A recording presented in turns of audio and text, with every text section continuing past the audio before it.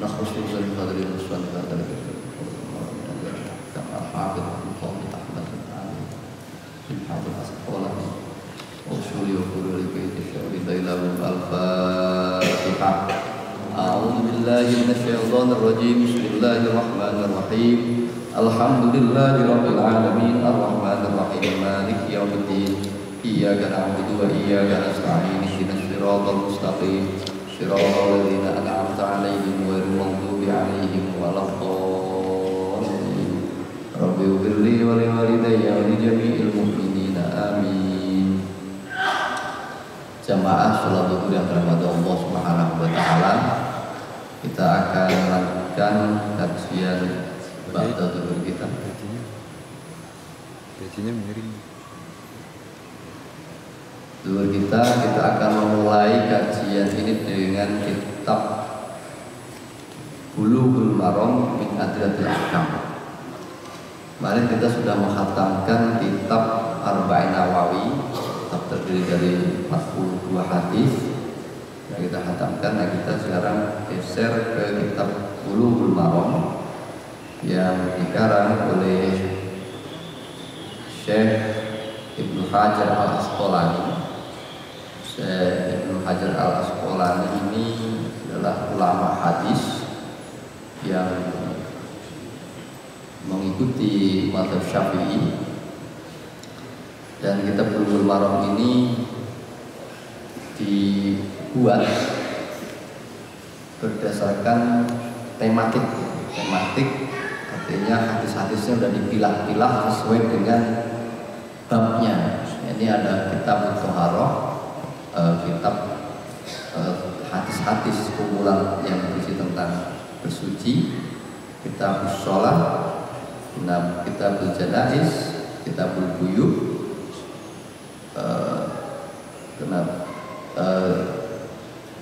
kitab nikah, kitab khutbah. Nah ini oleh Ibnu Hajar Al-Asqalani adalah satu daerah, julukan beliau Al-Asqalani adalah satu daerah di daerah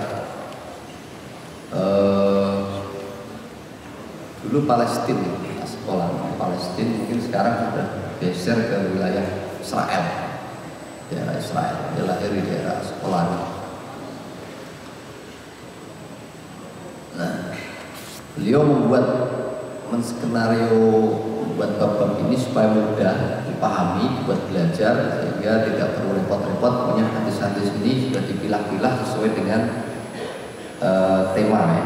Jadi sudah dikelompokkan untuk min adillatil ahkam, untuk menjadi petunjuk bagian dari hukum dalam ibadah. Nah, pertama adalah bab Thaharah. Kita mulai. Bismillahirrahmanirrahim. Kitab Thaharah, bab miyah. Pertama adalah hadis tentang bersuci. Lalu bab pertama adalah bab miyah, bab tentang air. Emang bab Thaharah ini penting dimulai, dan setiap mulai hukum-hukum fikih ya, ibadah dimulai dengan bersuci. Nah, seperti bagaimana kita sholat, kita akan sholat menghadap Allah dalam keadaan suci. Nah, suci itu menggunakan materialnya adalah air. Maka bab pertamanya babul miyah. Nah, Thaharah sendiri, bersuci ini kalau menurut Imam Ghazali itu ada fasenya, ada beberapa tingkat. Pertama, bersuci yang kelihatan suci fisik ya, seperti kita bersuci dari hadas, dari najis, dari kotoran yang menajiskan. Ini kita bersuci yang kelihatan. Jadi kita kena kotoran, kita basuh ya, bersuci ya. Secara fisik kita bersuci. Nah, bermakna suci juga filosofisnya adalah bersuci, kita suci dari perbuatan-perbuatan dosa. Sucikan diri dari perbuatan-perbuatan dosa. Jadi Orang bersuci itu juga dimaknai suci, kita naik kelas setelah memang suci secara fisik, kita bersih badannya, suci fisik, tapi juga suci bahwa kita tidak terbebas dari perbuatan-perbuatan dosa, perbuatan-perbuatan yang melanggar aturan-aturan agama. Itu berarti kita bersuci dari perbuatan-perbuatan yang kecil, yang mungkar. Lalu ada bersuci naik tingkat lagi untuk bersuci dari penyakit hati. Ini naik kelas lagi. Ini sudah mulai naik ke wilayah yang toharoh kolbu, membersihkan hati, penyakit hati, iri, dengki, meri, hasud, hasad. Nah ini kita bersuci. Nah, ini menurut Imam Ghazali. Jadi orang bersuci pun berlapis. Gitu. Memang yang dohir tadi itu orang kotor, kita bersuci. Lalu badan kita hindarkan dari perbuatan dosa. Nah, berikutnya adalah hati. Hati ini bahkan hati ini menentukan sekali. Kan pesan Rasulullah, intisari kita kemana-mana ini yang paling menentukan adalah hati. Kalau hatinya bersih, maka kehidupannya bersih. Kalau hatinya kotor, kita ini bisa kotor semua, ucapannya jadi kotor, tindakannya jadi kotor karena dari hati yang kotor. Bersuci yang level 3 ini kata Ghazali adalah suci dari hati yang hatinya bersih, bersih dari hasud. Dan yang ketiga, yang terakhir puncak itu ya ini toharohnya para aulia, toharohnya para rasul, para nabi yang memang sudah hanya kepada Allah Subhanahu wa Ta'ala. Nah, ini bab toharoh arti yang babumiyah ya, yang fisik. Kita pertama di bab ini babumiyah, bab tentang air. Kenapa air ya? Karena memang bersuci yang paling mudah yang menggunakan mediumnya adalah air. Air lah yang membuat. Nah, sekarang air itu apa saja? Pertama kita baca hadis nomor 1 an Abi Hurairah radhiyallahu taala anhu qala, dari sahabat Abi Hurairah, semoga Allah meridhoi atasnya. Sahabat Abi Hurairah Abdullah bin Sakhar nama lengkapnya. Qala Rasulullah sallallahu alaihi wasallam, bersabda Rasulullah sallallahu alaihi wasallam, fil bahri. Ini soal fil bahri, air laut. Air laut buat tohur. Adapun air laut itu at-tohur adalah yang suci. Apa ma'uhu airnya? Air laut itu air yang suci. Al-hilu yang halal, apa maitatuhu batangnya. Jadi hewan yang hidup di air laut matinya adalah halal. Akhrajahul arba'ah wa ibnu Abi Syaibah wa lafzu lahu wa sahahahu Ibnu Khuzaimah wa Tirmidzi wa rawahu Malik wa Syafi'i wa Ahmad. Keluarkan dari Imam 4 dan Ibnu Abi Syaibah, dan lafaz atas hadis tersebut disebenarkan oleh Ibnu Khuzaimah dan Tirmidzi dan diriwayatkan juga oleh Malik wa Syafi'i wa Ahmad. Jadi dari hadis pertama ini bisa kita terangkan bahwa air laut itu yang nyambung dengan air yang kita di pantai laut itu airnya suci, tidak perlu kita ragukan karena airnya kolamnya kan gede, kolam laut. Dan hewan-hewan yang di dalamnya itu juga matinya adalah halal. Makanya kita kalaupun mancing walaupun ngambil ikan laut ya halal, mati batang nggak apa-apa.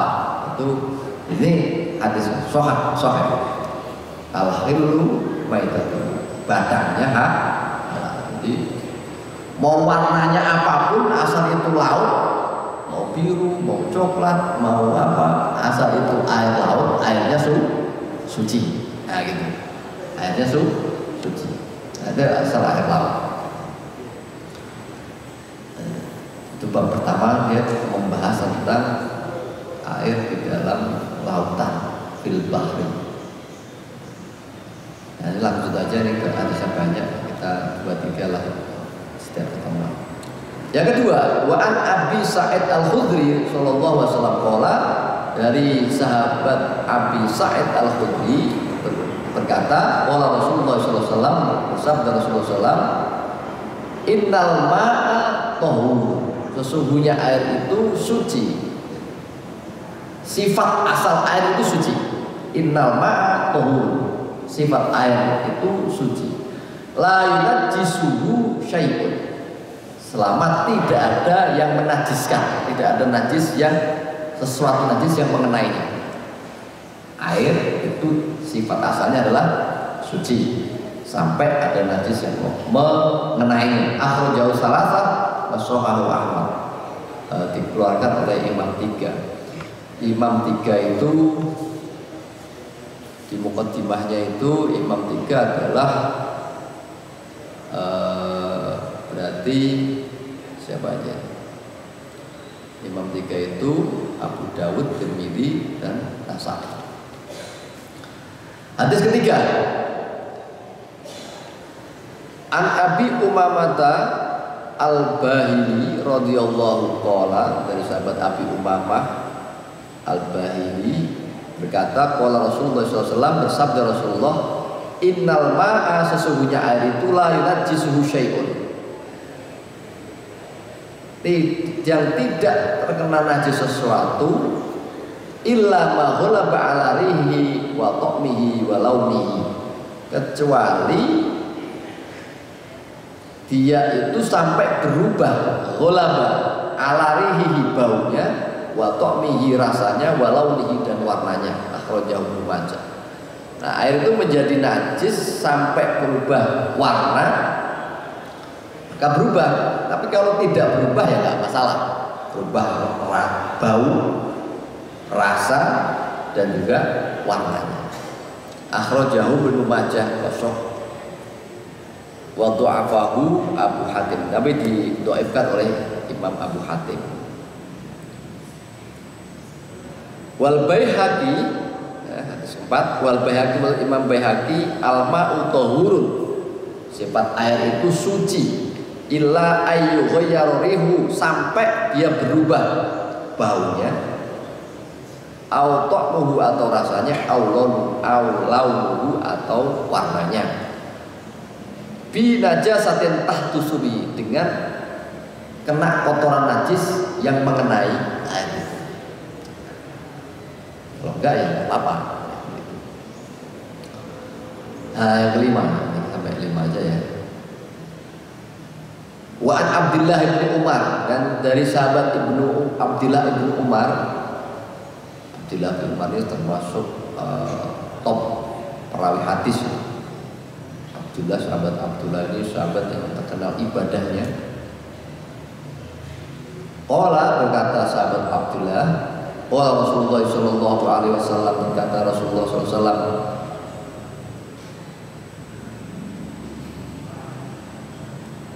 idza kana ma'u qullatain lam yahmil khabath, wa fil lafdhin lam yakhus, akhrajal arba'ah wa sahab Ibnu Huzaimah wal Hakim kita. Ketika air itu sampai 2 kulah dan tidak mengandung khabath, lam yabjus, tidak berubah, yaitu tidak kenapa-napa. Jadi dulu kalau sekarang kan berwudu itu modelnya di keran ya. Kalau dulu itu kulah itu di umur gitu. Nah, itu supaya bisa begitu itu harus minimal 2 kulah. 2 kulah itu berapa ya ukurannya? Lupa saya persisnya. Nanti kita cari. Jadi ada kotak kola apa? Ukurannya 2 kulata ini. 2 kulata. Ukurannya itu 2 kulah. Nah, maka itu bisa dipakai untuk berwudu gitu. Jadi cipratan air itu mustamalnya masih bisa tohur, masih suci. Kira-kira itu. Nanti kita lanjutkan tentang sudah mulai air yang bahwa untuk mandi dan seterusnya. Nah, ini memang hadis-hadis ini hadis yang dipakai rujukan untuk fikih ya, kitab-kitab fikih ini.